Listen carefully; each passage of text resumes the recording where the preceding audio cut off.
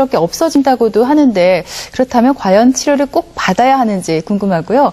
소아천식이 성인 천식으로 이어지는 경우가 많이 있습니까? 예, 소아천식은 대체적으로 이제 0세부터 15세까지를 소아천식이라고 이야기를 하는데 이제 천명은 그르렁거리는 소리와 함께 호흡 곤란이 동반되는 경우들이 많습니다. 대체적으로 통계적으로 보면은 소아기의 천식은 한 5 내지 10% 정도 되고 남자아이가 2배 정도 많다 이렇게 통계가 나오고 있습니다. 일반적으로 소아천식은 이제 3살에서 4살을 전후해 가지고 점점 덜해지기 시작합니다. 덜해지기 시작하고 사춘기가 지나면서 거의 회복되는데 이때 이제 제대로 정확하게 못 나수게 되면은 성인 천식으로 이어지는 경향을 보이게 됩니다. 주로 이제 소아천식이 최근에 많이 증가되고 있는 경향이 있는데요. 주로 환경 오염이라든가 그 다음에 주거 환경이 바뀌면서 실내 인테리어나 이런 걸 통해서 굉장히 유기화합물의 자극을 많이 받고 그 다음에 소아들이 체력이 감소되면서 공동생활하는 환경이 늘어나기 때문에 천식이 증가되고 있다 이렇게 알려지고 있습니다. 그런데 이제 소아천식은 크게 나누면 2가지 종류로 나눌 수 있습니다. 기관지 천식인데 주로 이제 발작성 호흡곤란과 이제 천명음이 생깁니다. 우리가 말하는 천식의 경우에 해당하는 거죠. 그 다음에 이제 천식성 기관지염이 있는데요. 기관지염이 걸린다든가 감기에 걸렸는데 이게 심하게 호흡기를 자극함으로 인해서 천식에 가까운 증상들을 보이게 되는 경우입니다.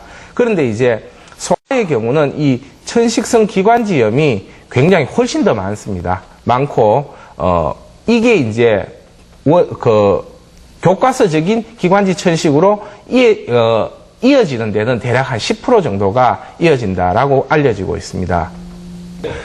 이렇게 소아천식이 방치되는 경우가 생길 수 있는데요. 이런 경우에는 굉장히 문제가 될 수 있습니다. 소아천식의 특징이 발작적으로 증상이 확 나타났다가 또 갑자기 좋아지고 이렇게 변덕스러운 과정을 보이게 되는데요.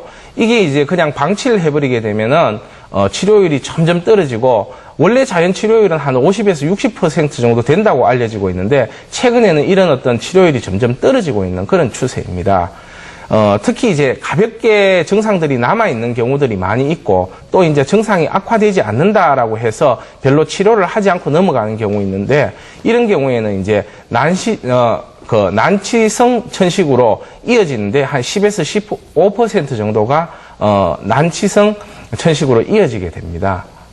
천식을 방치했을 때 문제가 되는 경우는 이 기관지 점막이 흉터가 생기게 되면서 점점 변형이 일어나게 됩니다. 그리고 이렇게 변형이 일어난 경우에는 회복이 되지 않고 계속 이제 천식을 악화시키는 요인으로 작용하게 되고요.